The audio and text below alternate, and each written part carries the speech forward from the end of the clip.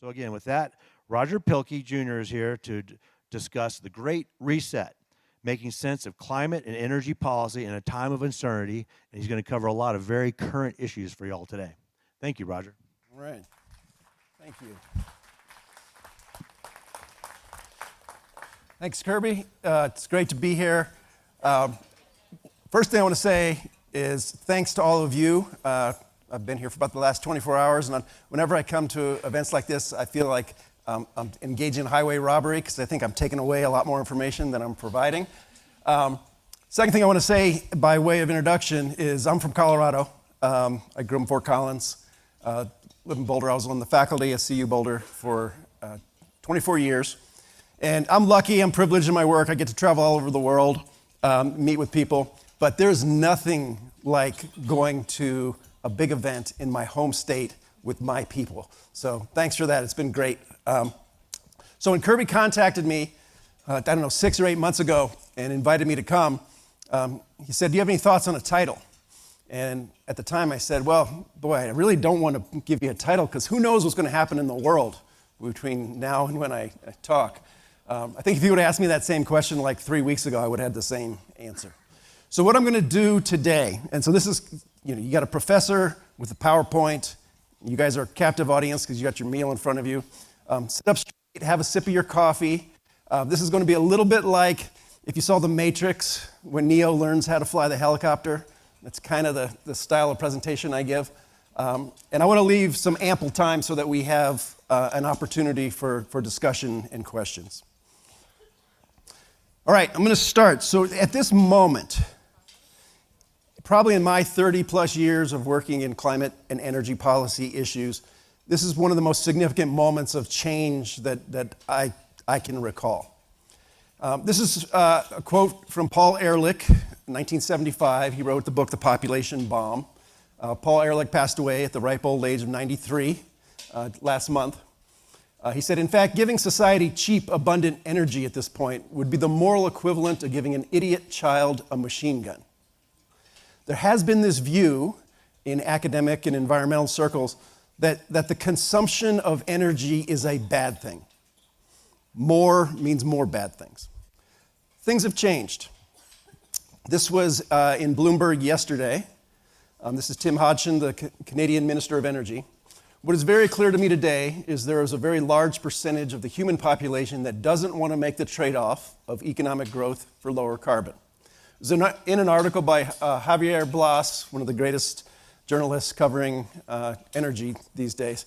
The title was How to Make Drilling for Oil Woke Again. I'm not sure what that means, but there is this sense out there that the world has changed, and consuming energy, producing more energy, is a political priority across the board.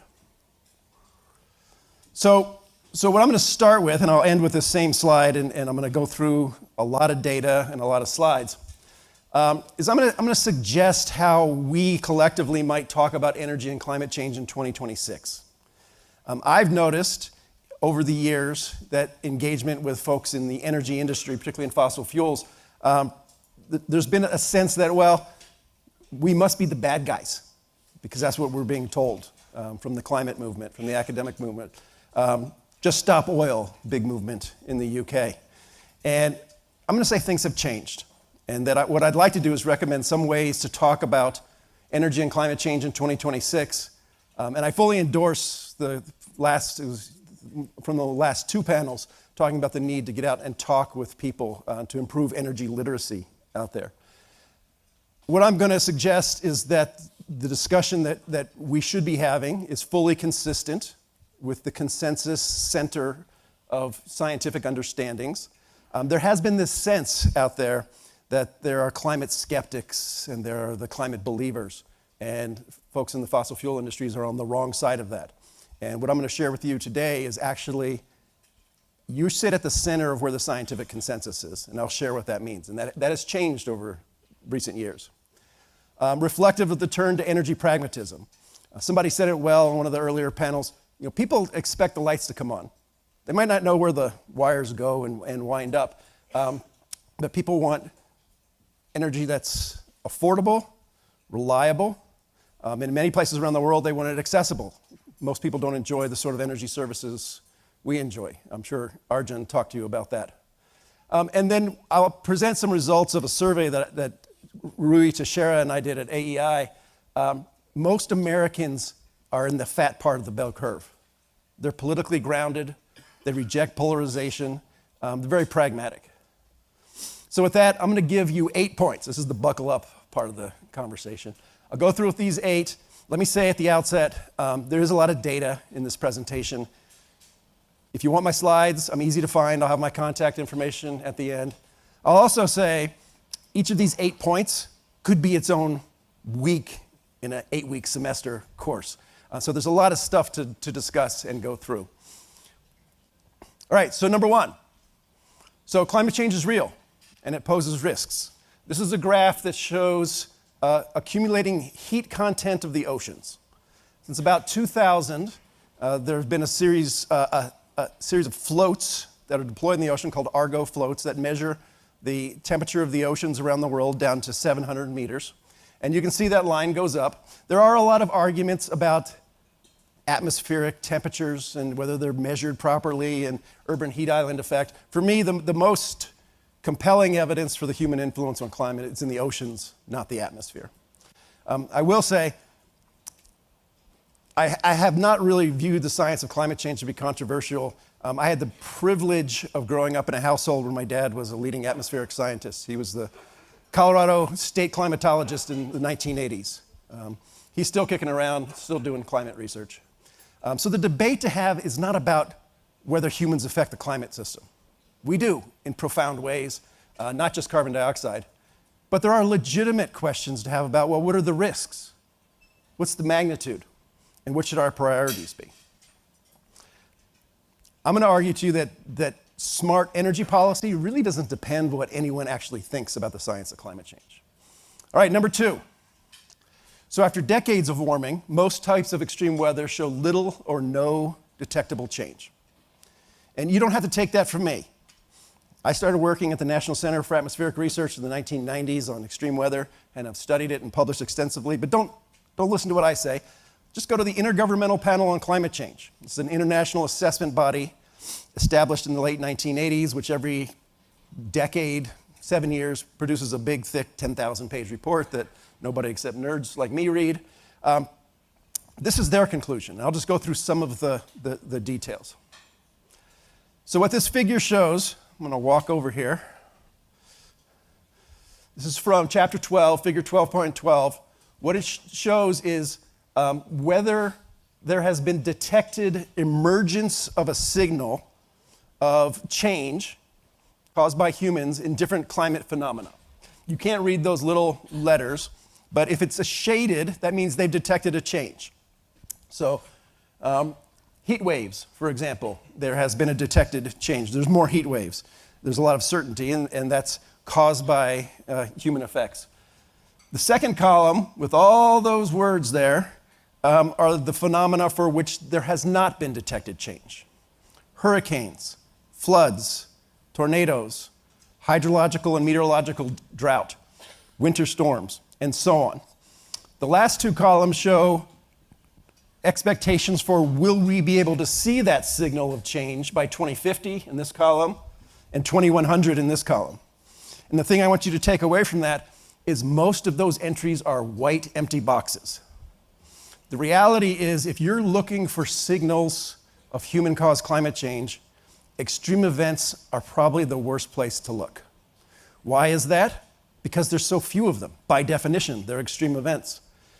Every year, there's something like 60 to 80 tropical cyclones on planet Earth. We measure temperature everywhere in the world, every second of the day, all year round. There are literally billions of measurements. That's why temperature, it's a lot easier to detect signals. Think about it like this. If we're playing poker, and I slip an extra ace into the deck, how many hands, say 5-card draw, would you have to play before you had some statistical confidence that there was an extra ace? Ace is an extreme event in playing cards. You'd have to play an inordinate number of hands to get some statistical certainty. So we're in this situation where the science is very clear. There's a strong consensus on what extreme events say, but the advocacy and media environment has gone in a completely different direction, and we could talk about that also. So I'm gonna give you an example. Hurricanes. I started a postdoc at the National Center for Atmospheric Research in 1994 to study Hurricane Andrew, which came through in 1992, and I've been studying them ever since. So right now we're in tornado season. I'm gonna write a bit for tomorrow about how each season has its media favorite to link with climate change. We're in the tornado phase right now. In late summer and fall, it's hurricanes. So CNN, every hurricane this season was turbocharged and made more intense than it should have been. Well, here's the data. At the top, it shows the landfalling US hurricanes, just the count of them. If you can see that red line, that's the trend. There's no trend. Since 1900, 126 years worth of data. On the bottom are the intense hurricanes, category 3 and stronger. Again, no trend. The most notable aspect of that time series is that white gap from 2006 to 2017, where there was absolutely no intense hurricanes that hit the US. I talk to people in insurance, I talk to reporters, talk to policymakers, and they say, I think back over the last 20 years, we didn't used to have intense hurricanes. And now we do. And I say, well, you're right. But guess what? 20 years is not a climate record. So anyone's lived experience is not enough to demonstrate change. This goes back to 1900. There are records that go back before that. This is another metric. This is globally. So hurricanes that hit the US, it's a small number. This is what's called accumulated cyclone energy, ACE. This is a record that's kept by Phil Klotzbach at Colorado State University. It is kind of interesting that CSU is one of the world's leading places to study tropical cyclones at 5,300 feet. But that goes back to Bill Gray and folks in my dad's department back in the day.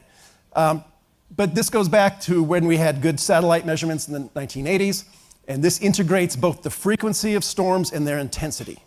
So it combines those two measures, and there's a lot of ups and downs globally, and the red line shows the trend. No trend. So extreme weather has become a public relations battle. On the left here, I have a statement from NOAA, fantastic federal agency. It is premature to conclude with high confidence that human-caused increases in greenhouse gases have caused a change in past Atlantic Basin hurricane activity that is outside the range of natural variability. So that's a lot of words, but what they're saying is things fluctuate, and we haven't been able to detect any trend in the context of those fluctuations. And yet the media jumps on every extreme event, and that's fueled by the fact that extreme events have become kind of the center of advocacy for decarbonization and action on climate change. I'm a big fan of decarbonization. I'll explain why that makes sense in a few points ahead. I'm not a big fan of misusing science to pursue political goals, which is what we've seen on climate change. The economic damage, so the impact, what people actually feel. There's a discussion about rising insurance rates. My rates have gone up. I'm sure many of your rates have gone up. It's a little known fact that the insurance industry the last several years has had their record profits. The insurance industry doesn't do a lot to fuel the discussion of climate change, but they sure do like it. This is the cost of extreme weather events, the total cost worldwide, going to 1990, when we have good records, as a proportion of the global economy. So yes, costs are going up associated with extreme weather. That's because we have more people, more wealth in exposed locations. Once you normalize that for the changing size of the economy, again, there's the red line. It's not statistically significant, so no change. There's no indication that the economic effects of extreme weather are going up as a proportion of the economy. All right, number 3. 2025 global disaster death rates were among the lowest ever recorded. This is a fact that not most people appreciate. These graphs show estimates. They're very round numbers, but how many people died worldwide from extreme weather? Turns out the 1870s were one of the most violent decades in recorded human history for extreme weather. there was a big El Nino event, like maybe we're going to see this year, 1877 to 1878, and estimates are something like 50 million people died worldwide. And again, this is a world of about 1 billion people. And so this was about 4% of global population died in that decade. The next, much smaller bars, the 1920s, 5 million people died, a lot. 1970s, 500,000 died. And in the 2020s, maybe 50,000, maybe more. Last year, in a round number, about 10,000 people died from extreme weather events all around the world. It is a remarkable accomplishment.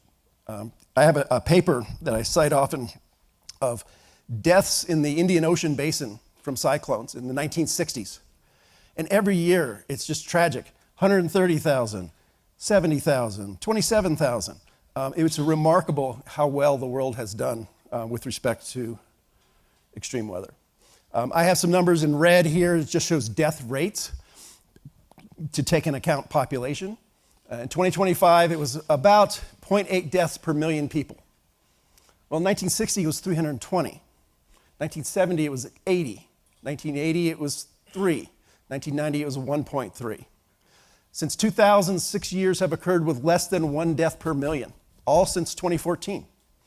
We are in an era where the random human being on planet Earth has never been more safe when it comes to exposure to extreme weather events. But you might not know that. All right, deep decarbonization will not be achieved by reducing or limiting economic growth. In fact, it can only happen in the presence of growth. It's an iron law.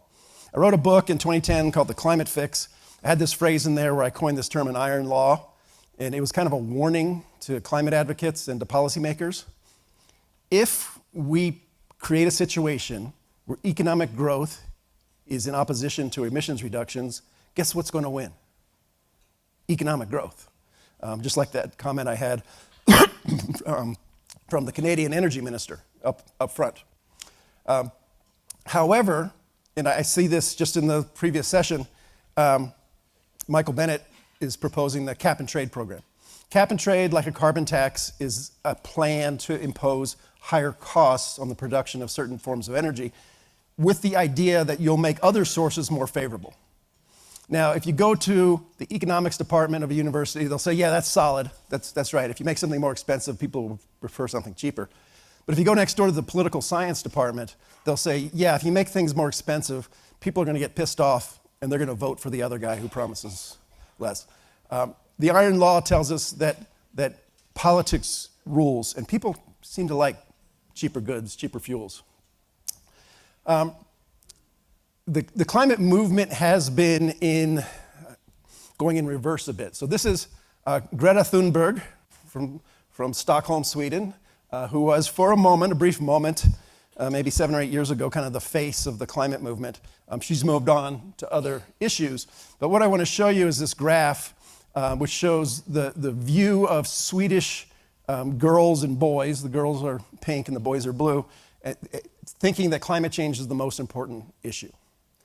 And as Greta Thunberg has moved on to new things, so has most of the young people in Sweden. If you lose the Swedish girl vote, you're in trouble. This is some data on climate change as a top worry for some top population countries. You can see them by their flag if you can't read their names. And this just shows the change from 2019 to 2025.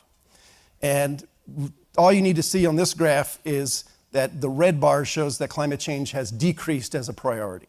So in a few places, South Korea, Japan, and Italy, there's been an increase from a very low base. But across the board in India, Sweden, Australia, United States, Canada, Great Britain, Germany, decreased concern about climate change. So we did a survey at AEI, American Enterprise Institute, right before the election, 2024.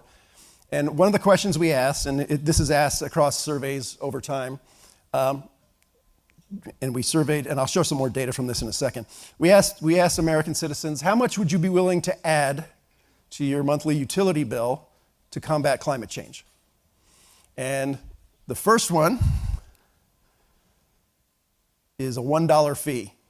And that got a majority support.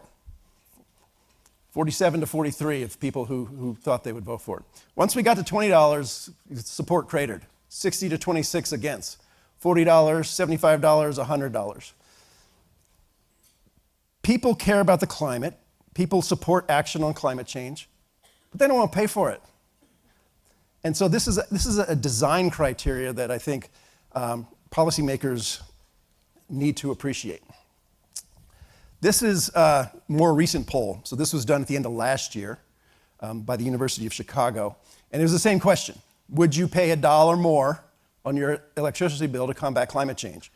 So in 2021, they had results very similar. Ours were 47%. They found 52%. 2025, that dropped to less than a majority. So this is from our poll. This is what I think is the most interesting result. So we asked people, what's your view on energy and climate policy? And we had a rapid green transition, all of the above, stop the push to replace oil and gas. And overwhelmingly, an all of the above energy strategy was favored. I'm going to show you how overwhelming that view actually was. This other figure, we asked if people want to phase out coal, natural gas, oil. Only 29% did. 71% did not. So this is the crosstab.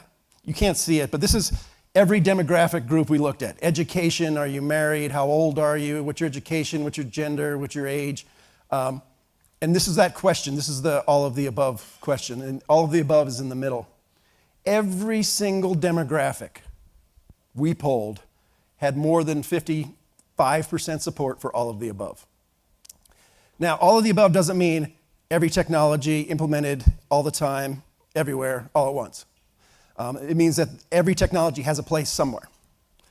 And if I was advising a generic politician, Democrat or Republican, on how to talk about energy policy, I would start with all of the above. Because guess what? You're going to get the most people in your camp at the outset than any other framing that you could have. Interestingly, I don't think it has anything to do with our poll, but I'd like to think that it does. Democratic politicians, particularly on the East Coast, started talking about all of the above. And now all of the above is kind of spreading through climate and energy discussions. All right. If you only remember one thing from my presentation today, it's this number 5. This is the most important one. So sit up, drink, get a sip of coffee.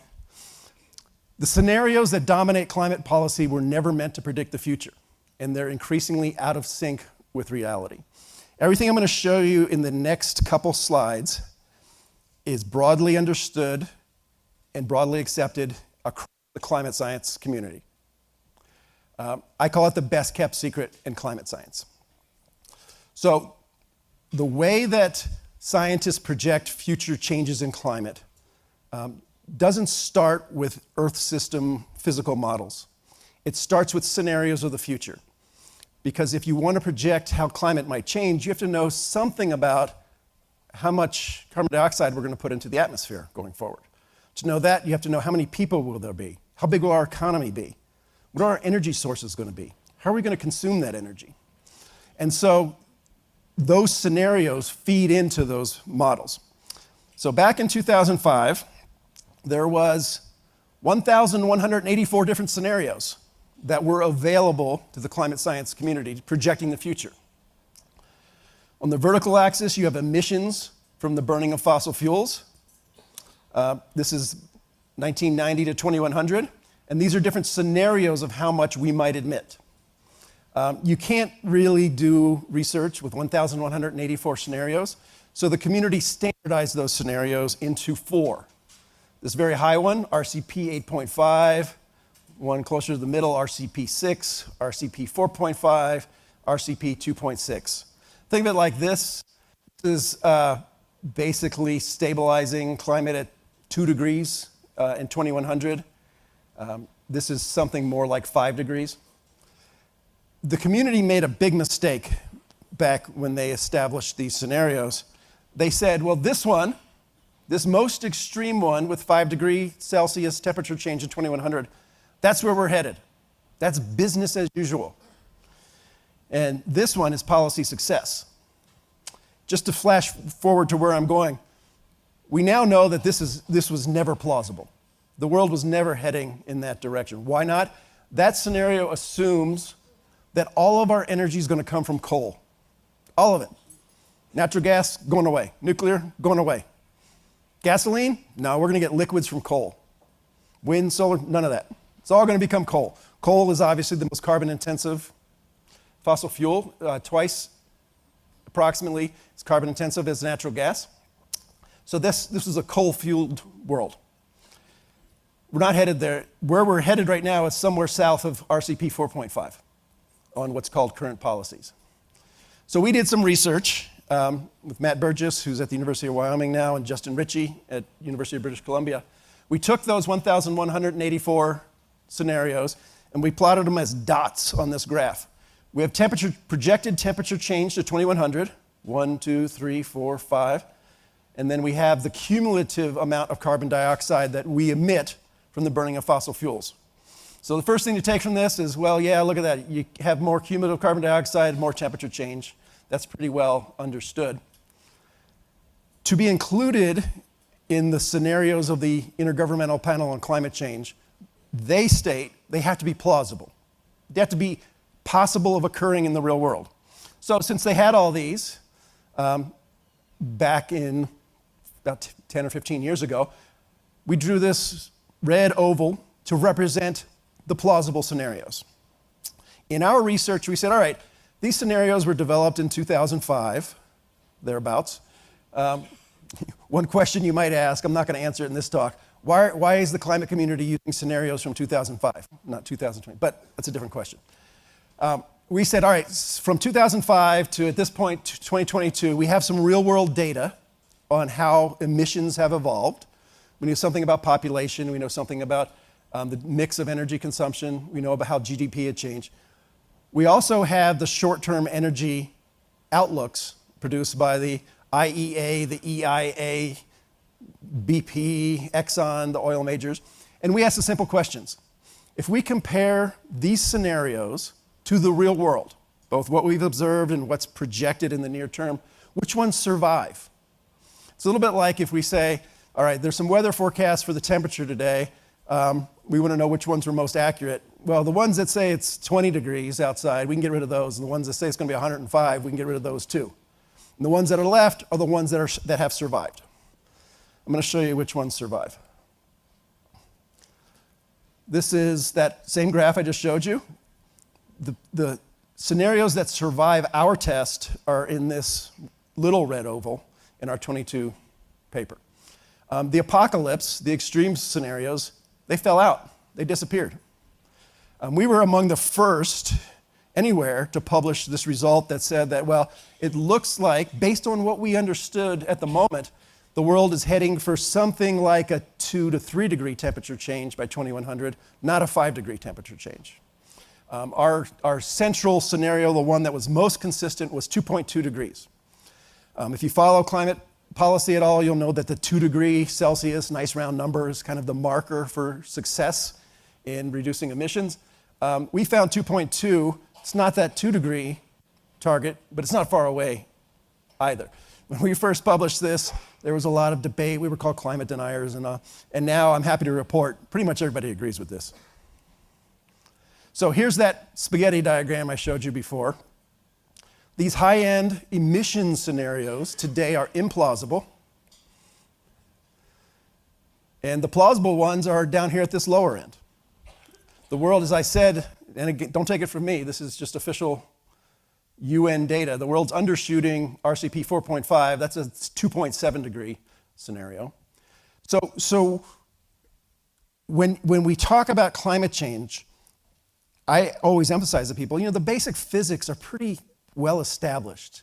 And you can agree or debate or not debate them, but this is consensus science. The scenarios have moderated significantly. The language of existential threat that we've heard. The Biden administration liked to use that climate change threatens the existence of humanity or the planet itself, is just not supported by the science. And I think everyone anywhere should be aware of this change because it's very difficult to find it out there in the public discourse. All right, that was number 5. Number 6, the global economy has been decarbonizing for decades. What do I mean by decarbonizing? This metric, which I think is a very important one to understand, is carbon dioxide emissions over GDP.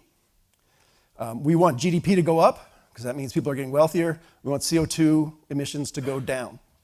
There's good news here, really good news.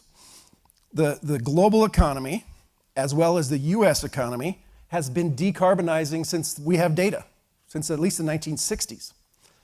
What is really interesting about this graph, I call it the most interesting straight line graph I've ever seen. It's steadily gone down, this ends in 2024, and there's no indication of an inflection point. So if climate policy is working, the whole point of climate policy is to bend this curve, to make it go down faster. There is no evidence that anything that's been done at the international level, at the national level, has had any influence on this metric. Climate policy does a lot of things, but accelerating decarbonization has not been one of them.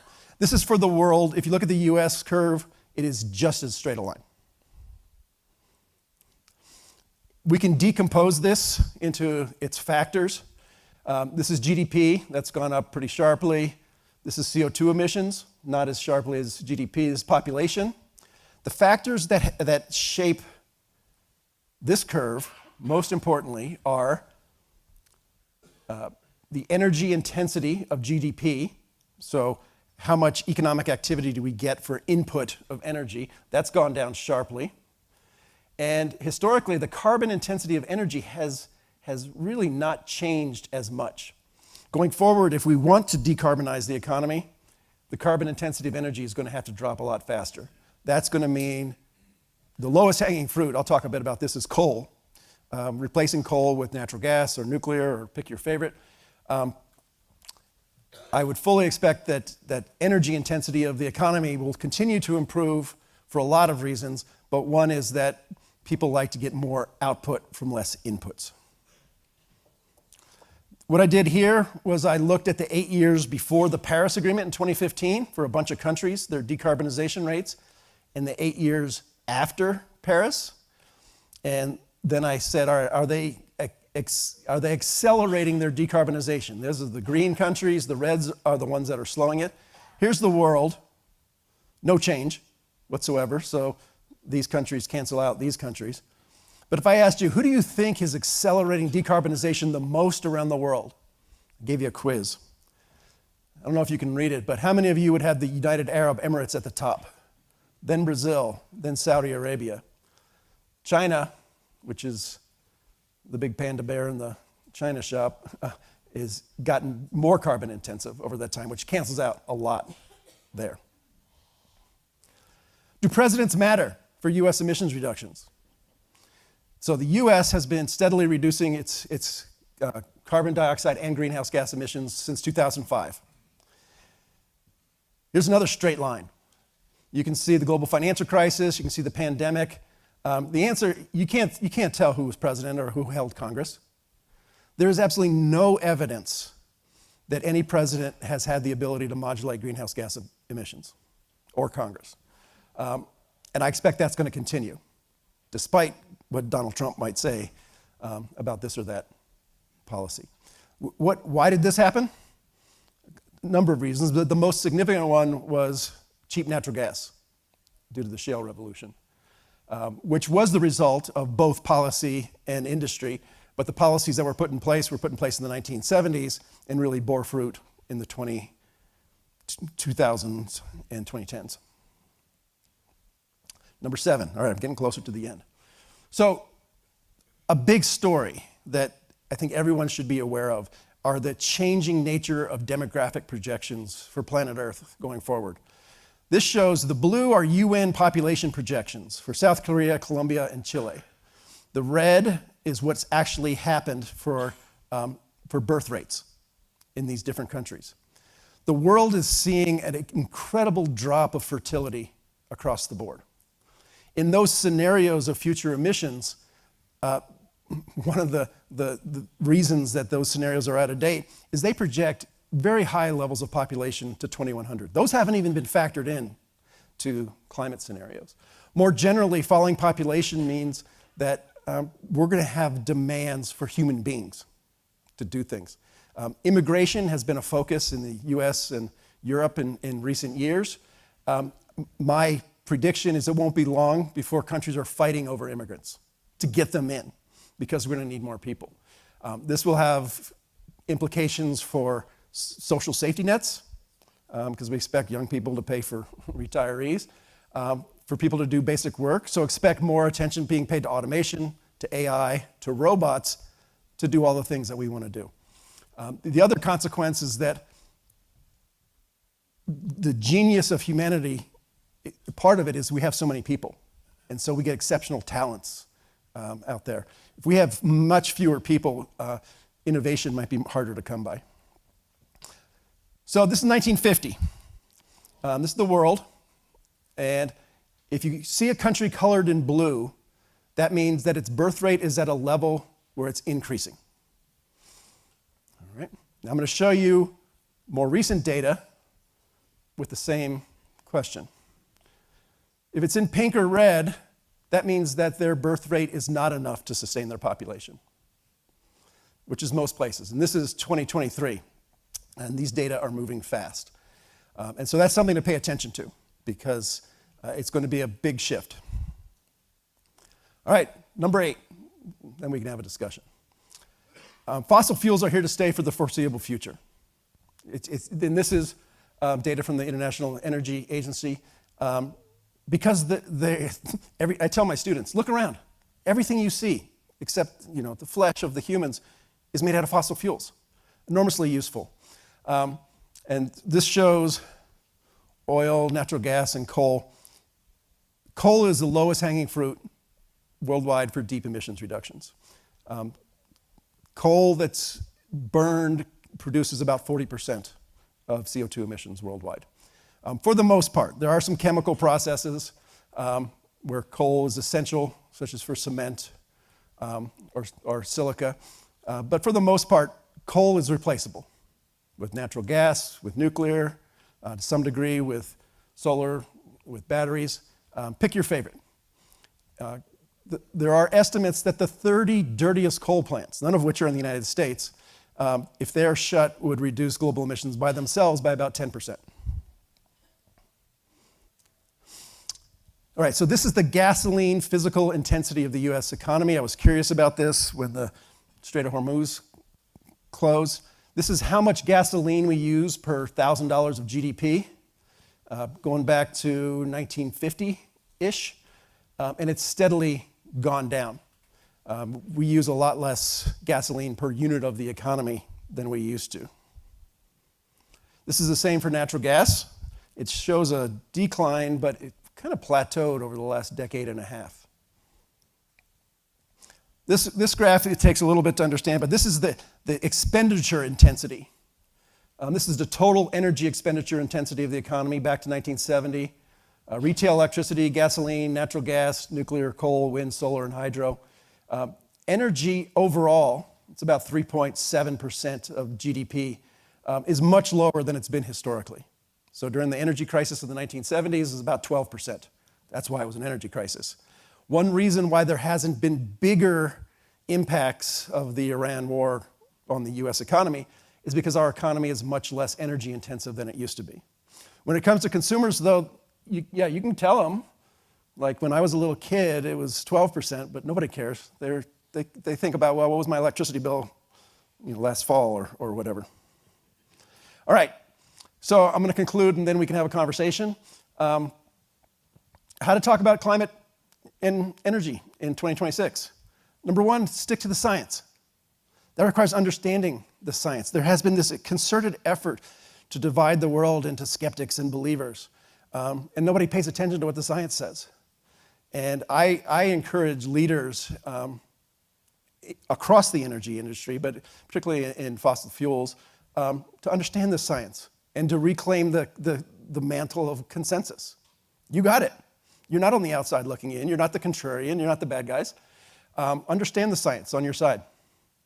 One big change that I've noticed for a long time, saw this at my university at CU Boulder, saw this when talking to policymakers. Energy policy came to occupy a subsidiary position to climate policy. Everything was climate policy, and energy policy was a subset. That has switched completely. Climate policy is now viewed as important, but a subset of energy policy, where affordability, access, reliability, security are also important priorities. I will say, it's been about 20 years since Congress considered comprehensively US energy policy in a way that stitches things together. I think we're probably overdue for that conversation. And then remember, this would be my advice to politicians and people who support them. There is a large public consensus in this country on energy policy priorities. People care about the environment, but they care about other things. And if you get into that fat part of the bell curve of what people believe, I really do think there's opportunities for bipartisan action on climate and on energy that moves things forward. All right, those are my 8 points. Sometimes I have talks, I have like 25, so you guys are lucky today. All right, so thank you. Kirby mentioned you can find the Honest Broker newsletter. I talk about all this stuff all the time and piss people off. That's my job. Roger Pielke Jr., Substack.com. I'm easy to find. roger.pielke@aei.org. If you want a copy of my slides, you have any questions, or you just want to be in touch, I'm happy to chat with you. And I look forward to conversing. Thank you.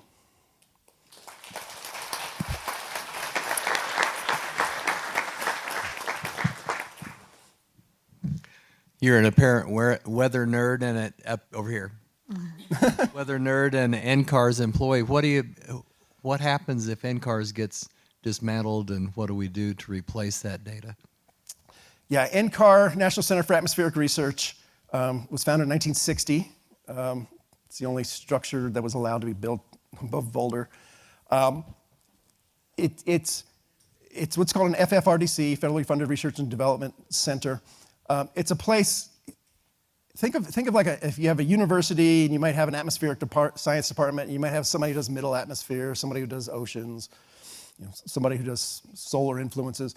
NCAR is a place where you have like a group of 30 people for each of those topics. It's a national center of excellence. Number one, I don't know, I worked at NCAR. It's not a perfect place. It could be improved, but it's also not the sort of place you would want to take a sledgehammer to. So my view very much, and I don't know what the politics are, has something to do with Colorado politics and vengeance and things like that, that it's not smart science policy. Set aside, and one of the things that the Trump administration said is, well, it's a hotbed of climate activism. There are places that are hotbeds of climate activism. NCAR wouldn't be very near the top of my list. They do weather forecasts. They do things like developing better instruments to sample air pollution and things like that. So my view is that it's dumb science policy. If there are problems with how NCAR is doing its job, then fix them. My big disappointment is that the US Congress hasn't paid any attention to it. It's an important research center. There hasn't been a single hearing. It's not going to, it could close, but the functions that it has will go someplace else. And after it was announced, the academic world has politics like everywhere else. Behind the scenes, a bunch of universities were like, oh, I'd like, if you're going to cut up that body, I'd like that leg, I'd like that limb, give me this. There's a partnership with Wyoming for the Supercomputer Center. It would just be moved there. So the functions would probably exist somewhere else, but the strength of NCAR is that you get a whole bunch of the world's top atmospheric scientists in a couple buildings, but together, thinking about really hard problems, and the atmosphere matters to all of us, to farmers, to energy, public safety. So it's not smart policy in my view.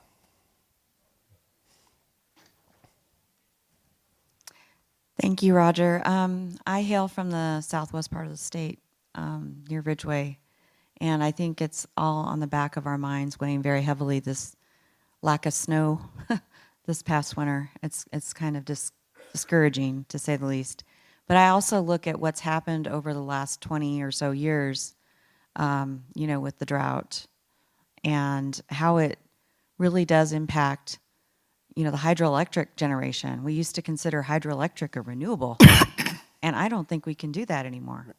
And I really think we need to be looking at how can we keep the water in our reservoirs before we send it through a dam trying to make power out of it. I think there needs to be more of a conservation effort now. Maybe this is the opportunity for that. I just like your thoughts on what you're seeing. Yeah, I didn't touch on it in my talk, and it's a really important topic, is adaptation, not just to climate change, but adaptation to climate. The climate is enormously variable, and there are records that go back very far in time. Great Connie Woodhouse, who's a federal scientist, she's retired now, has done great work looking at tree rings, Colorado River Basin. And there are periods of drought like this year and the last several decades, extending for many, many decades in the basin. So understanding climate variability, and people like to argue about what's the future we have.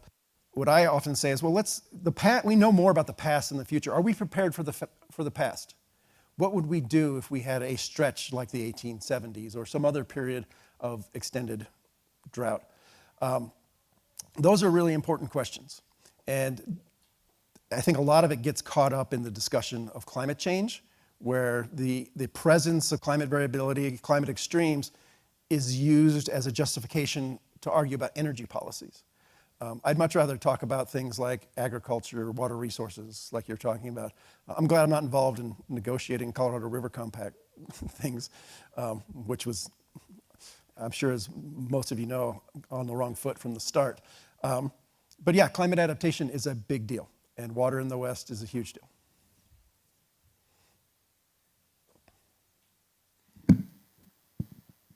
Carmier Woolley with the BLM, right back here. Right there. So I'm curious, what is the current pulse, with your colleagues or even you? It seems like you largely focused on atmospheric science today.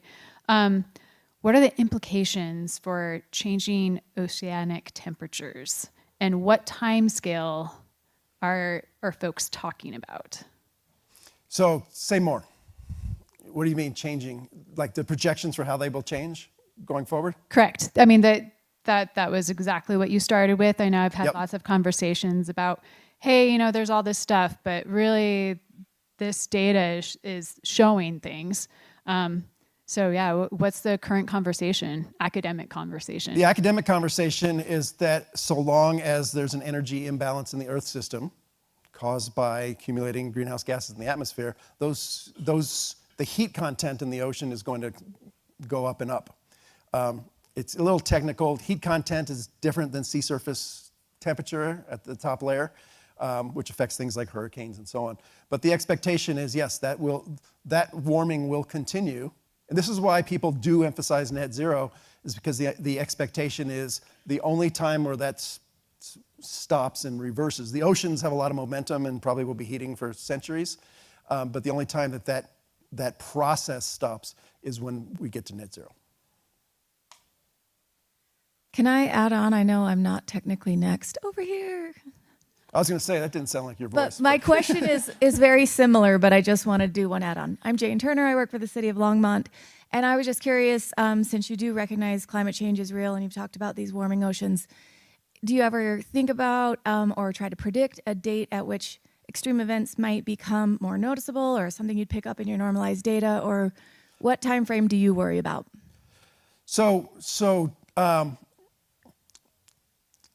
There's two things there.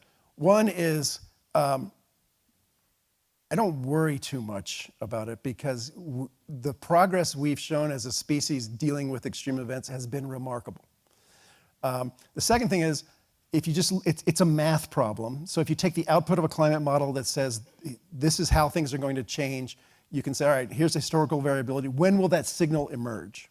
And I've studied a few phenomena, but the IPCC has summarized literature on all of them. If you want to have high confidence that humans have changed extreme event frequency or intensity, for most extreme events, it's going to be well past my lifetime. Again, that's the put an ace into the deck. You've changed the deck. There's no argument about whether the deck has changed. But can you notice it in the hands that you play? It's going to be a long time. The other thing to understand is if I snap my fingers right now and carbon dioxide emissions went to 0, you would not see any change in extreme events on those same timescales. And so the idea, I mean, this is where climate policy kind of got off the rails. The idea that modulating energy consumption, greenhouse gas emissions can have detectable effects on extreme events is a consequence of that PR strategy. There are much more profound and subtle changes due to climate change and surprises that might be out there that could affect things like our ability to do agriculture, the chemistry of the oceans, and could have really profound effects. It's a risk management problem. And the idea, I mean, the worst thing that happened to the climate debate was when Al Gore had that hurricane coming out of a smokestack. Hurricanes don't come out of smokestacks. It's not how it works. So I think every community in the world and in this country is at some risk of extreme events. I live part-time in Summit County, and I'm worried my house is going to burn down because everything is so dry, which is why climate adaptation, preparing for extreme events, it's a different lane than energy policy or emissions reductions. So I guess that's a long way to say is I don't really connect those two because there's nothing you can do on energy policy is going to reduce the risk of forest fires in California and Colorado anytime soon. And so we have to take other actions on the ground to make a difference that way. Does that get to your? Good enough. Sorry, Thank you. right. And thanks for letting me cut the line.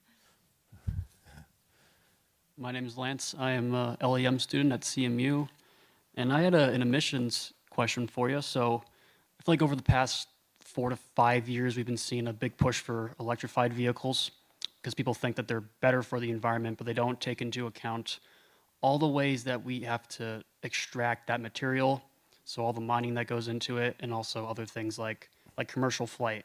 So my question to you is, what's your opinions on those sort of overlooked subjects compared to traditional gasoline vehicles as far as emissions? Yeah, let me, I'm going to give you an indirect answer, then a direct answer. The indirect answer, I just wrote a piece 2 weeks ago about the fossil fuel foundation on which wind turbines and solar panels are built.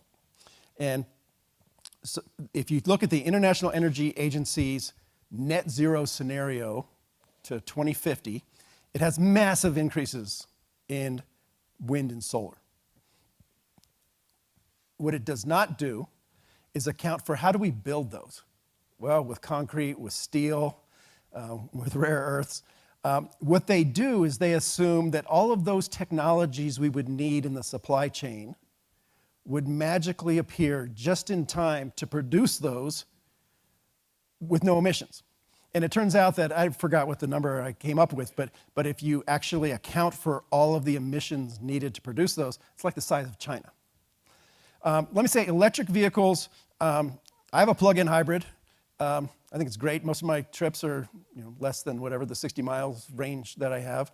I fill up, last year I filled up twice my car. And there are countries like Australia. Australia in the last few weeks has realized it has enormous vulnerabilities to liquid fuel disruptions. So electric vehicles can provide a lot more security for your economy, emissions aside. There are places like in India where you go around in the little three-wheel tuk-tuks or whatever that run on diesel, often very polluting, can clean the air.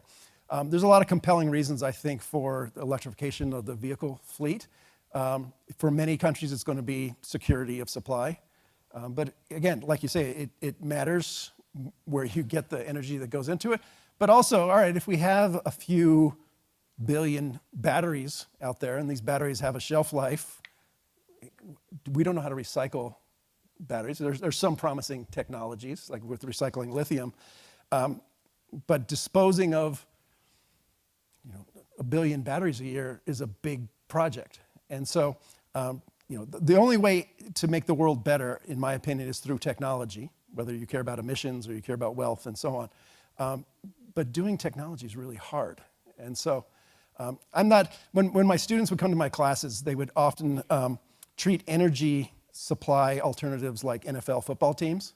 Like, oh, I'm team nuclear, I'm team wind, I'm team solar. And I don't know who said it was in the comments in the last panel on the federal. If we make energy policy a team sport, then we're all going to lose. So there's a great place for EVs out there, I think. A great place for diesel engines and a great place for gas. It just depends on the purposes we have them. So that's a long way to say that I fully expect electric vehicles will grow in their penetration in the market. The technologies will get better. If you have a car that gets 1,000 miles per charge and it can charge in 30 minutes, I bet you we're going to see more EVs. So, Thank you. thank you. Hi, I'm Dresden Kennard with CGRS, a regulatory compliance consultant. And my question is kind of geared towards all the up and coming scientists in the room. How do you decide where to draw the line between informing policy and influencing policy? Yeah, that's a great question. I mean, I think if you're informing, you are influencing. I have a whole story I could tell about how I left the University of Colorado. I'm a big fan of academic freedom for academics and scholars, that we should be able to call things like we see them, advocate for what we want to advocate for. Everybody has to go with what they value. I gave you a full-on advocacy presentation today of things that I think should be valued and are important. Where I draw the line is not in the actions of, say, me or any individual. It's between what individuals do and what institutions do. I don't want the U.S. National Academy of Sciences, the University of Colorado Boulder, any university taking on the role of a political advocate. I would liken it a bit to voting. Every academic should be empowered to vote who they want in office.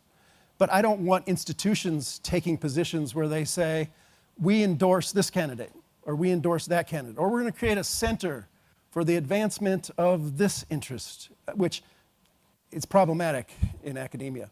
Just a quick anecdote. One of the biggest scientific journals in the world is called Nature. It's located in London. They endorsed Joe Biden in 2020. A study was done of that endorsement and found that it led to less trust overall in science, mainly by people that didn't want to vote for Joe Biden.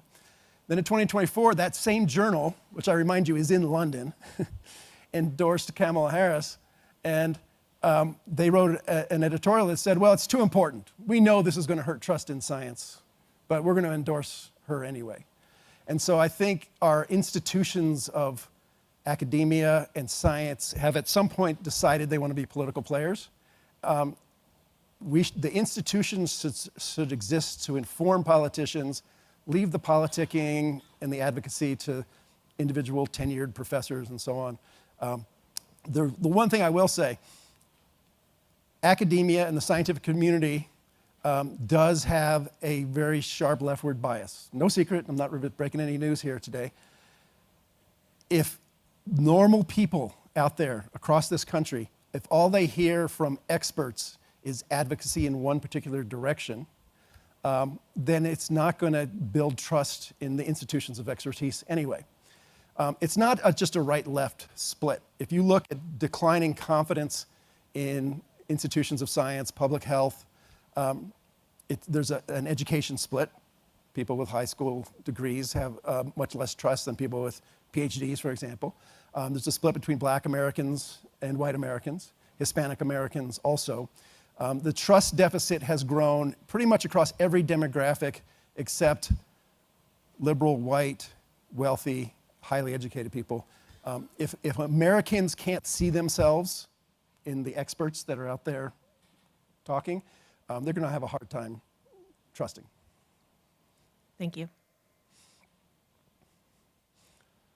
All right, well, thank you guys very much.